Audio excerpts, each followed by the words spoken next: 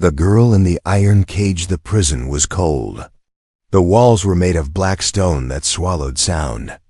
Guards walked silently with heavy boots, their eyes never looking at the cage in the center of the room. Inside that cage sat a girl. She was not like the others. Her skin was soft blue, glowing a little under the light. Long white hair fell over her shoulders like snow. Her eyes were silver, wide, and full of something strange, pain and power.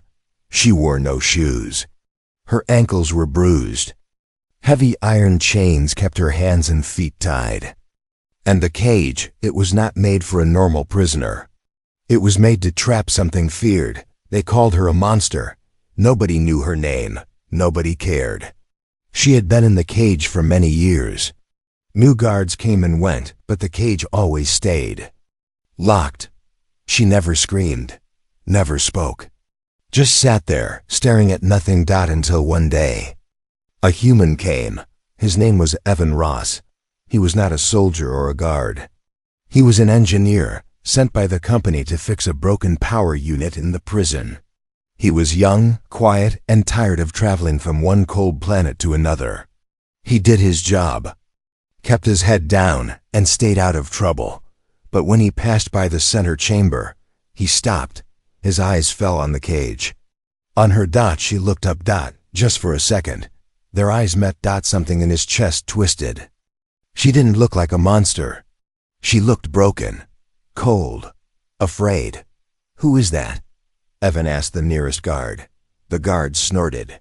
That's not a who. That's it. A thing. An alien freak. Killed her own kind. Nearly destroyed a colony. Don't go near it. Evan frowned. "She doesn't look dangerous." The guard laughed. "That's how she tricks you. A pretty face doesn't mean a clean soul." Evan didn't answer. He kept walking, but his mind stayed behind. That night, after finishing his repair work, he returned to the chamber. The prison was dark, silent.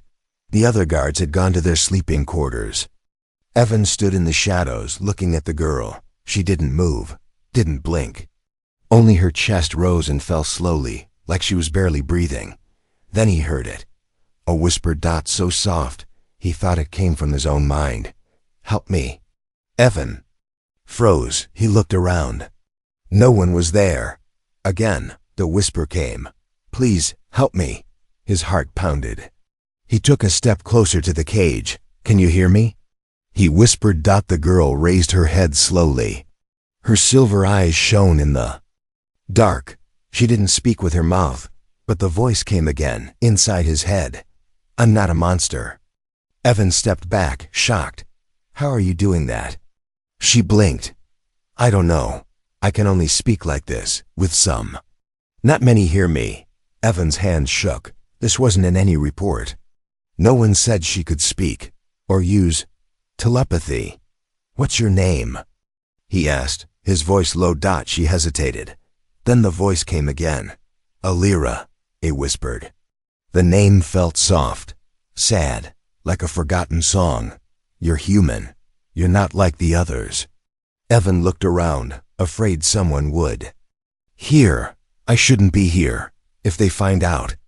Asterisk. They'll lock you up too," she finished. He nodded. Alira's eyes shimmered. "You're the first to ask my name in all these years." Evan felt a sharp pain in his chest. What had they done to her? Why was she here? Before he could ask more, the door behind him opened. Footsteps. A guard's voice echoed. "Who's there?" Evan quickly stepped into the shadows. The guard didn't see him. He walked past, looked at the cage, and spat on the floor. "Stupid freak." Alira didn't move. She closed her eyes like the insult was a soft wind. The guard left. Evan stayed hidden for a moment longer, then slipped out quietly, but his mind screamed. His heart beat too fast. That night, he couldn't sleep. Alira's voice played again. And again inside his head. "I'm not a monster. Please, help me." Asterisk. Evan couldn't stop thinking about her. Even after he left the prison compound and returned to his small sleeping unit, her voice echoed inside his mind. I'm not a monster. My name is Alira. He had been to many alien facilities, repaired machines in dangerous zones, but never had he felt like this. Not fear, not pity, something deeper. A pull inside his chest, like someone was reaching for him in the dark. The next morning, Evan tried to act normal. He checked systems, repaired wires, and avoided questions. But every minute felt like a lie. He needed answers. Why was Alira really in that cage? Why could she speak to him inside his mind? And why did she look more human than any of the guards? Watching her? He waited until his lunch break, then made an excuse to go into the server room near the prison's data core. Once inside, he closed the door and connected his tool to the archive terminal. He wasn't allowed access to high-level files, but Evan had his own ways. Let's see who you really are. Alira, he whispered, typing fast. He searched her cage number. Nothing came up. He checked again. Still nothing. Then he tried bypassing the system and searched for unauthorized prisoner logs. One file blinked open. Detainee 7X223, name, redacted species, empath class, psi-level anomaly origin, Calrix. System charges, treason, weapon refusal, emotional disruption status, containment recommended, no contact. Evan frowned. Weapon refusal? He scrolled further and read a report. Subject refused to use abilities during conflict despite direct orders. Interfered with emotional stability of command staff. Claimed she could feel too much pain and would not kill. Subject. Later accused of disrupting battle patterns by calming enemy forces. Labeled as threat to morale and obedience. Containment ordered. His hand tightened into a fist. Alira was punished for showing mercy, for refusing to kill. She wasn't a monster. She was a prisoner of her own kindness. Evan backed away from the screen, breathing hard. And then again, you found it. He turned sharply. No one was there, but her voice was in his head again. Now you know the truth. They lied, Evan whispered. How far can you speak? Only to those who listen. He closed his eyes. What do you want from me? A long pause, then softly, freedom or just a friend. That night, Evan went back to the chamber. Again. But this time, he brought something with him. A small thermal cloth and a piece of fruit from his meal. When she saw him, her silver eyes opened wide, glowing slightly in the dim light. He knelt by the cage and pushed the cloth through the bars. It's not much, but it's warm, he said. She looked down at it slowly, then back at him. Why? Because you're freezing, he answered. And you're not a thing. You deserve more than cold iron. She took the cloth gently and wrapped it around herself. He then rolled the fruit under the bars. She stared at it, confused. You've never had one? They feed me liquid from a pipe. Evan's jaw clenched. He looked away. That's inhuman. I'm not human, she said softly. He turned back to her. You're more human than the people guarding you. Silence. Then slowly, she brought the fruit to her lips and took a small bite. Her face lit up with shock. Sweet, he smiled. It's called Stella fruit. She looked at him. For the first time, her expression changed, not pain, not fear, something like wonder. Evan leaned closer. Why can only I hear you? You have an open heart. I can't speak to the ones who enjoy hate. Only those who feel sorrow. He felt his throat tighten. You knew I was sad? Since the moment we locked eyes. Suddenly, heavy footsteps echoed down the hallway. Evan jumped up. Hide the fruit, he whispered. She pushed it under her thin blanket. The door opened. 2 guards entered, talking and laughing. Did the freak move today? One asked. Nah, it's a statue. Makes my job easy. They glanced at Evan. What are you doing here, tech boy? Fixing a light, he said calmly, pointing to the ceiling. Stay away from that cage, the taller guard warned. It messes with weak minds. I've got work to do. Evan muttered and walked out. but his hands were sweating. He had been warned. He had been seen. Back in his bunk, Evan sat on the floor, staring at the wall. He had a choice now: stay quiet and safe, or help the girl. In the cage, the next time she whispered. Her voice was soft like a song. "You're the first light I've seen in years, Evan Ross." He didn't answer, but deep down he knew he would not leave her there. Evan didn't go back to the cage the next day. He wanted to. His heart kept pulling him toward her.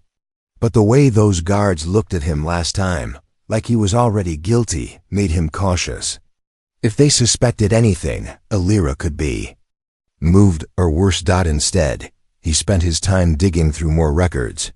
At night, he worked on a fake system maintenance file to explain his visits to the central chamber.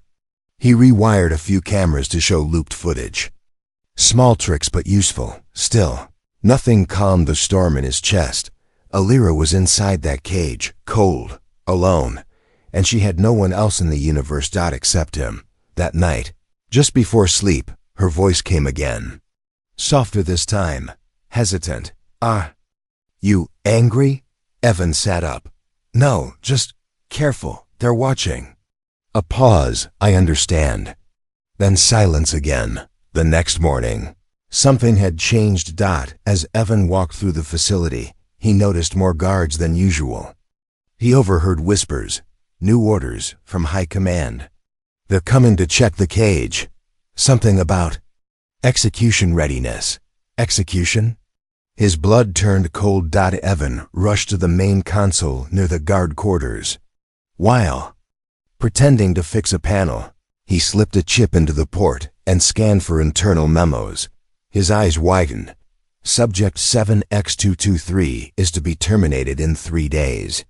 Preparation begins now. His hands trembled. They were going to kill her. He stormed out, barely hiding his panic. He didn't care if someone saw him. Not anymore. He needed to warn her. That night, Evan slipped into the chamber again. Alira was awake, sitting up. Her silver eyes stared at him before he even stepped close. "You heard it," she whispered into his mind. He nodded. "They're going to execute you." She didn't flinch, didn't look shocked. Only tired. "They fear what they don't control."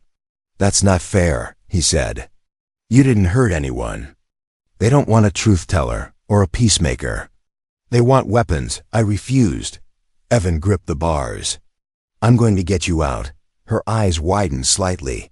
"You'll be killed." "I don't care." "You should." "I've never cared more in my life." For a moment, she didn't say anything. Then she closed her eyes, and he felt a wave of warmth through his chest. Not fire, not pain. Something. Healing. "Then I believe in you." Evan backed away, ideas forming quickly in his mind. He couldn't do it alone.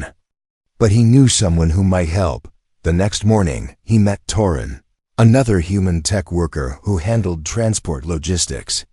Torin was older, quiet, and didn't ask too many questions. "Do you still run that private shuttle code?" Evan asked. Over coffee. Torin raised an eyebrow. "You mean the one that bypasses inspection points?" Evan nodded. Torin frowned. "What are you planning?" Evan looked around, then leaned closer. "Something stupid, something right." Torin sighed. "Who's the girl?" Evan didn't answer. Torin chuckled dryly. "It's always for a girl, but not just any girl," Evan whispered. "She's not what they say she's. Something else." After a long pause, Torin tapped his cup. "If you get caught, I was never here." Evan smiled faintly. "You won't have to be." That evening, Evan returned to Alira. His plan was dangerous, but he was ready. He explained everything. How he would fake a maintenance order, break her chains, and guide her through a blind spot in the patrol rotation. Torin's shuttle would be ready outside the back hangar. But before they could even begin, something unexpected happened. As Evan reached the cage, he saw her hunched over, breathing hard. "Alira?" he whispered. She didn't look up. Then he saw marks on her arms, fresh ones. He gripped the bars. Who did this? Her voice came through weak. They came early. They tested my pain limit, said it's part of protocol. Rage burned in Evan's chest. They tortured you? She nodded faintly. He looked down at the lock. This wasn't just about escape now. This was rescue. Tomorrow night, he said, voice shaking. We're leaving. But as he turned, he saw something that froze him in place. One of the cameras was still moving. His heart stopped. Someone was watching. Back in his room, Evan destroyed the chip he used to hack files. He burned his false maintenance reports. He wiped his prints from every surface. But he knew the truth. He had waited too long. And now they were watching him too. Rain fell hard on the prison roof that night. Lightning flashed across the sky, casting long shadows on the stone walls. Inside, the prison was silent but tense. Everyone could feel it. Something was coming, and Evan Ross was ready. He moved like a ghost through the dark hallway, carrying a small metal case under his arm. Inside the case were stolen key codes, an energy cutter, and one single injector filled with nanotech sedative strong enough to knock out a prison guard for 5 minutes. 5 minutes was all he needed. His heart pounded as he reached the maintenance door. He swiped his fake badge. The door beeped twice, then opened. So far, so good. He passed through the narrow service tunnel that led to the central chamber. No cameras here. He had disabled them earlier that day. Alira was waiting. She sat quietly in the cage, her white hair wet from a small leak in the ceiling. Her hands were tied in fresh cuffs. Her ankles were locked to the cage floor, but her eyes, they were calm. She had known he would come. Evan knelt by the cage. Are you ready? I was born ready to leave this place, she answered in his mind. He smiled tightly. Then let's do this. He pulled out the energy cutter and activated it. The blade glowed blue and hissed as it sliced through the cage. Bars, slowly, carefully. Then he stopped. Footsteps. Voices. 2 guards laughing, heading their way. Evan ducked behind the console. Alira closed her eyes and stayed still. The guards entered the chamber, walked past the cage, and threw a quick glance inside. Still breathing, one muttered. Shame, I wanted to see her fry, the other laughed. 3 more days tops. They'll zap her, bag her, and toss her into space. Their voices faded as they walked out. Evan waited until the hallway was quiet again, then returned to the bars. I hate them, he whispered. Don't, Alira said. Hate is what put me in here. The final bar fell. Evan crawled inside. The cage, I'm going to remove the ankle locks now. Alira nodded. The locks were older. 1 key code, then a manual release. Evan worked fast, hands shaking. First lock click. Second lock click. He looked up. Can you walk? Alira tried to stand. Her legs wobbled. I'll try. He slipped her arm around his shoulders. Lean on me. Together, they stepped out of the cage. For the first time in years, Alira was free. They moved quickly through the maintenance tunnel, then into the service hall. Evan had memorized the guard patrol scheduled 10-minute rotations. He checked his watch.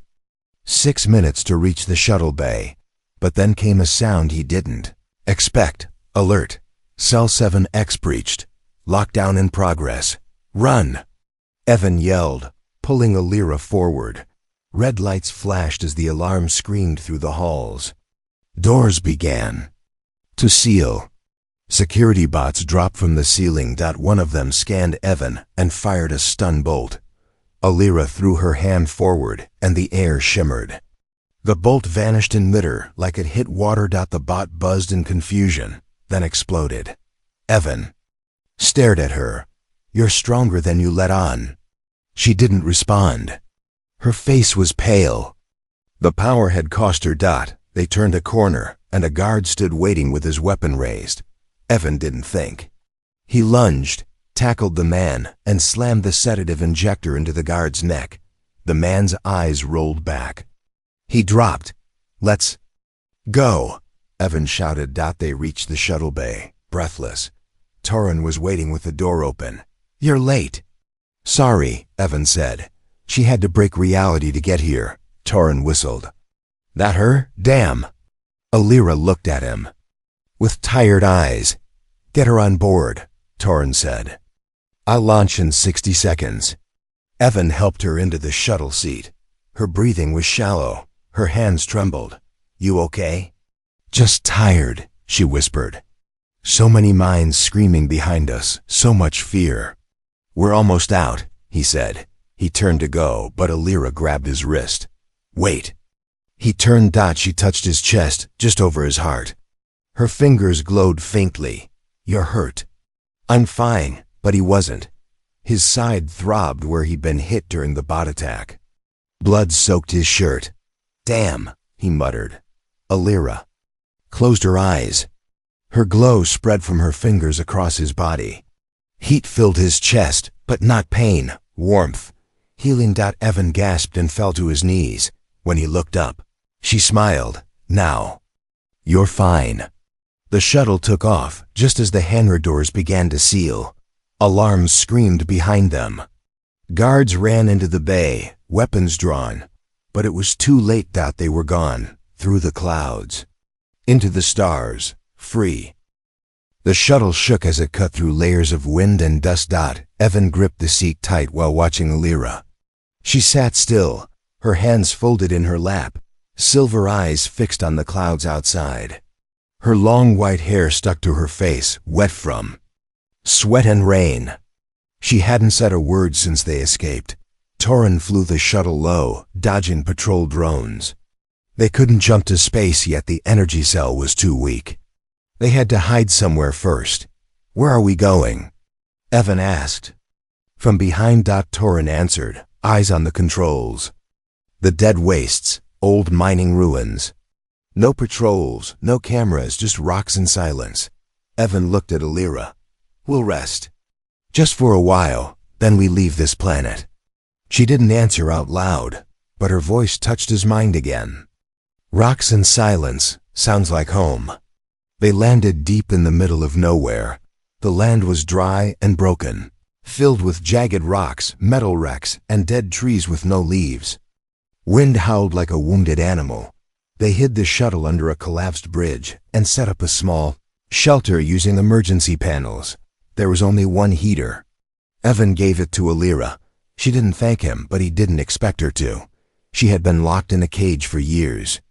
Now she was still surrounded by walls, just invisible ones. Later that night, while Torrin slept inside the shuttle, Evan sat near Alira at the edge of a rock cliff. The sky above was clear, full of stars. "You're quiet," he said. "Listening." "To what?" "To everything." She closed her eyes. "There's no screaming here. No fear, no metal sounds. Just the planet. It's calm." Evan looked at her carefully. "You feel things differently, don't you?" She opened her eyes. "I don't hear voices the way others do. I feel emotions, thoughts, the energy between words, pain, kindness. All of it." She paused. "That's why I refused to kill. I couldn't just take a life. I would feel the pain of the person dying, like it was my own." Evan's chest tightened. "That's not weakness, Alira. That's what makes you better." She looked away. "That's what made me dangerous to them." They sat in silence. Then Evan asked quietly, "Do you hate them?" She thought for a long moment before answering. "I don't think I can hate anymore. I used to, in the beginning. But after so many years in that cage, hate turned into silence." Evan leaned forward. "Then why didn't you give up?" She looked at him with soft eyes. "Because one day, I felt something. A heart nearby, not full of fear. Not full of orders, but open, curious. That was you." Evan didn't know what to say. She continued. "Even before we spoke, I knew. You were different." He looked at the ground. "Maybe, but I'm just a tech guy with a broken past." "That's why you heard me," she whispered. The next day, Torrin checked the fuel readings. "We need 2 more hours to finish the energy charge." After that, we can leave orbit. Evan nodded. We'll be ready. But Alira wasn't listening. She stood still on a rock, eyes scanning the horizon. Something was wrong. Evan joined her. What is it? Drones. A second later, he heard it too, a low hum, like bees in metal armor. 3 scout drones floated in the sky, slowly turning, scanning. They found us, Evan said, pulling Alira down behind a rock dot. The drones hovered above the ruins, their searchlights sweeping across the rocks. Torin ran out. We can't fly now. They'll track us instantly. One of the drones turned toward their shuttle. Evan grabbed his blaster. If they scan the ship, we're dead. But Alira held his hand. Let me try something. She stepped out from behind the rock. Alira. Evan hissed, but she raised her hand calmly and closed her eyes. The wind shifted. The air pulsed. The drones paused. Their lights flickered. Their engines slowed. Then, one by one, they turned and floated away silent, like sleepwalkers. Evan stood stunned. You did that? She turned, her body trembling slightly. I reached into them, found the tiny echo of life left inside their programming, and I told it to rest. Evan rushed to catch her before she collapsed. Her legs were shaking. Her skin had gone pale. You're pushing yourself too hard, he said. She looked up weakly. I didn't come this far to get you killed. Evan stared into her eyes. You're not what they called you. She gave a small smile. I know. But the universe doesn't forgive easy, even for monsters that aren't monsters. That night, while the fuel recharged and the drones drifted far away into the wasteland, Evan stayed beside her. He had freed her body from the cage, but her soul was still learning how to fly. The next day came with fire in the sky. From the top of the cliff, Evan saw black smoke rising from the valley beyond the wastelands. Explosions flashed like angry stars. He adjusted his scope and saw a town below burning. Torin climbed up beside him. That's Brelvin Town, small trade hub. Mostly farmers and kids. Evan's jaw tightened. What's attacking them? Could be raiders, could be mercs. Could be pirates looking for weak prey, Torin said. Doesn't matter. There, tearing that place apart. Behind them, Alira stood in the wind, silent. Her white hair whipped around her face. She stared at the town without blinking. Evan turned to her. You can feel them, can't you? She nodded slowly. Fear, so much fear. Children crying, mothers screaming, and pain everywhere. Torin shook his head. We should stay low. Fuel's charged. If we take off now, we can leave orbit before anyone knows. Evan looked at Alira. We can't leave them. Torin raised a brow. That's not our fight. But Alira spoke aloud for the first time in days. It's mine. Her voice was soft but steady. Evan stepped closer. You don't have to do this. She looked at him, and for the first time, her silver eyes glowed bright. I've hidden. For too long, let them call me a monster, but today, they'll see what I truly am. They flew the shuttle low toward the burning town. Black smoke covered the buildings. Raiders stormed through streets in armored suits, dragging people out of homes. Fires burned bright. Screams echoed. Torin stayed with the ship while Evan and Alira moved on foot. He carried a blaster. She wore nothing but a cloak around her shoulders and the wind in her hair. Evan ducked behind rubble and took aim. 3 raiders at the corner. Alira stepped forward. Wait! He hissed. She ignored him. The 3 raiders turned toward her, weapons raised. Target confirmed. Alien anomaly engage. They fired, but nothing touched her. The air around her shimmered like glass. Bullets slowed, twisted, and fell to the ground like feathers. The raiders froze. Alira raised one hand. She didn't scream. She sang. It wasn't a song with words. It was pure feeling, a hum that wrapped around the buildings and echoed through the flames. The noise made Evan's skin crawl, not in fear, but in awe. The raiders dropped their weapons. One fell to his knees, sobbing. Another tore off his helmet and looked around, confused. Why are we doing this? He muttered. A third ran. In seconds, the attack began to fall apart. People peeked from shelters. Their eyes widened at the sight of her, this glowing figure standing in firelight. Arms open, voice humming through the ash. A little girl walked out of a hiding spot and ran toward her. Monster! Someone whispered from a distance, but the girl hugged Alira's leg. You saved me. Alira looked down. Her eyes shimmered. Evan reached her side, breathless.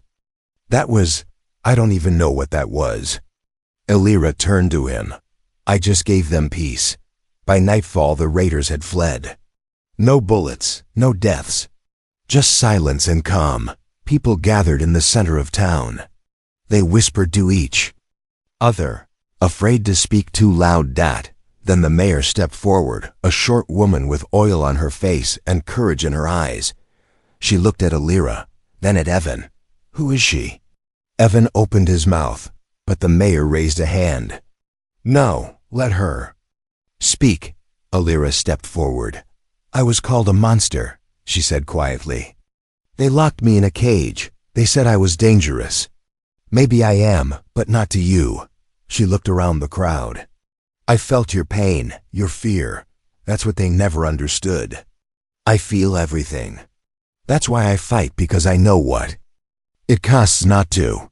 There was silence. Then the mayor walked to her and hugged her. You're not a monster, she said. You're the bravest soul I've ever seen. The crowd clapped. Some cried. Alira didn't speak again. She just stood still, bathed in the warmth of people who finally saw her for who she truly was.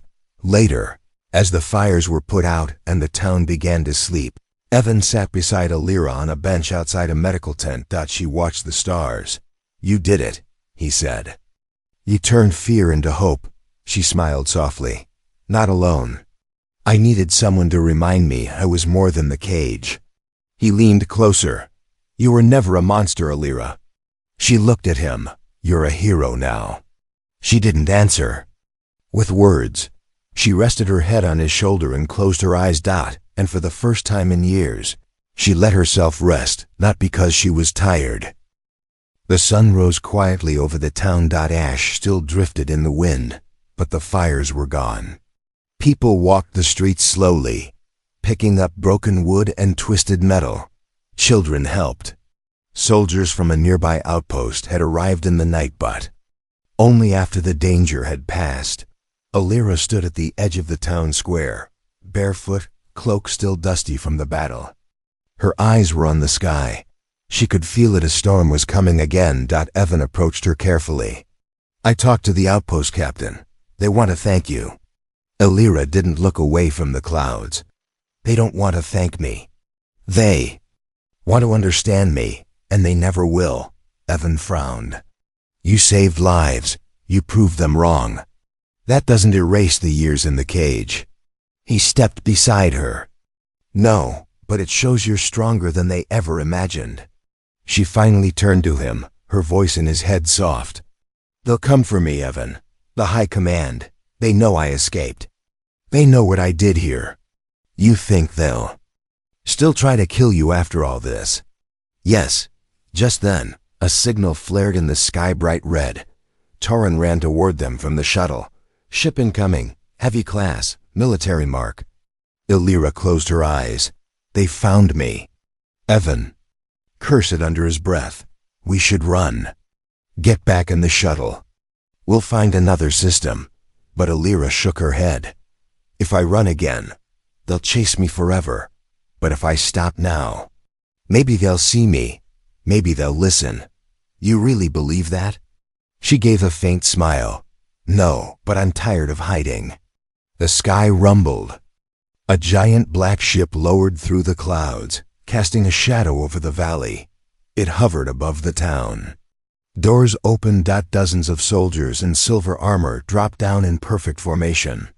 At the front, a tall figure stepped forward. Commander Vel, a hard-faced man with sharp eyes, and no soul behind them. His voice echoed through a speaker. Surrender the anomaly, or this town will suffer. Gasps broke out among the people. Evan stepped in front of Alira. She's not going anywhere. Vel didn't flinch. Human, step aside. This is not your concern. She saved these people. Evan shouted. They'll speak for her. But the commander only raised one hand. Then they will suffer with her. Alira stepped forward. Her bare feet touched the dirt the wind picked up. I'm not here to fight, she said gently. But her voice reached every mind on the battlefield. I'm not your weapon, not your property. I am a soul, a voice, a life. The commander raised his hand again. Take her. But no one moved. One soldier lowered his weapon, then another, then another. Alira turned her head. You feel it, don't you? The truth. I am not the monster they told you about. I am the silence they tried to destroy. But now I speak. A young soldier in the back dropped his blaster completely. She's not lying, another said. I saw the video from the town. She didn't kill, she calmed. Commander Vel's face twisted in rage. Obey your orders. Alira stepped closer. The wind blew harder now. Her body glowed faintly, not like fire, but like a sunrise. Evan felt it too, something deep, strong, peaceful. The people behind her stood up one by one. The mayor walked to Pisa. Alira's side then a child, then a soldier. The commander looked around. Now surrounded by people who stood for the girl in chains no longer. His lips curled. You're all traitors. But no one answered him, because the fear had left. Later, the black ship lifted off. Empty. Commander Vel had returned alone. His mission failed. He didn't understand what happened. But the rest of the galaxy was already talking. The monster girl had become a symbol, not of fear but of courage. Evan and Alira sat beside the riverbank outside the town. Her feet dipped in the water. The sun warmed their skin. He looked at her. What will you do now? She didn't answer at first. Then, I don't know. I've never had a choice before. He smiled. You do now. She turned to him. And what will you do? He shrugged. Maybe follow the girl who whispers into people's hearts. She laughed softly. Her real voice, not in his head. Never said thank you, she said. You don't need to. She took his hand, and this time, she said it aloud. Come with me. Evan smiled. Always. They walked into the sunrise together, not as prisoner and rescuer, but as two souls finally free.